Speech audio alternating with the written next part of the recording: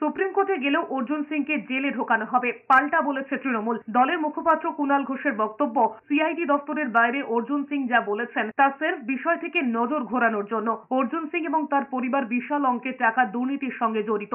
কোন কেমিক্যাল মানুষ মারার জন্য আসে, রাশিয়ায় কোন কেমিক্যাল পাওয়া যায়, কোন কেমিক্যাল আজকে স্প্রে করলে একটু লেট রিয়াকশন হয় এবং মানুষ মারা যায়, এ ব্যাপারে অর্জুন সিংয়ের যে অভিজ্ঞতা এবং মূল্যবান যে পর্যবেক্ষণ, তো এগুলো ওনার আছে। কোনো ইনভেস্টিগেশনে সামান পেয়ে হয়তো একটু রেগে গেছেন, ধৈর্যচ্যুতি ঘটেছে, তার থেকে এই আন্তর্জাতিক রসায়নের যে অভিজ্ঞতাগুলো উনি সেগুলো একটু বলছেন।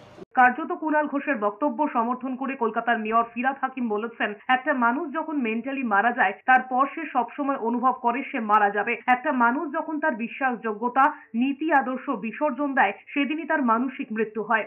একটা মানুষ না যখন মেন্টালি মারা যায় তারপরে তার মনে হয়, অনুভব করে যে সবসময় মারা যাবে। যে মানুষ তার লয়্যালটি, তার আদর্শ, তার নীতি সেটা যেদিন বিসর্জন দেয় সেদিন তার মানসিক মৃত্যু হয়ে যায়। তারপর তার বেঁচে রইল কি মারা গেল কি যায় আসে না।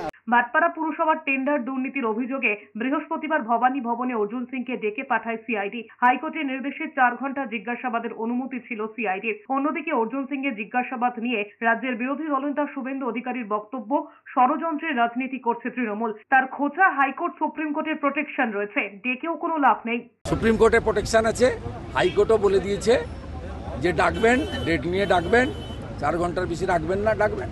তো ডাকলে কি ক্ষতি? ষড়যন্ত্রের রাজনীতি। আমাদেরকে ডাকে নেই, আমার তো 73 case, high court supreme court tight দিয়ে রেখেছে, পারে না।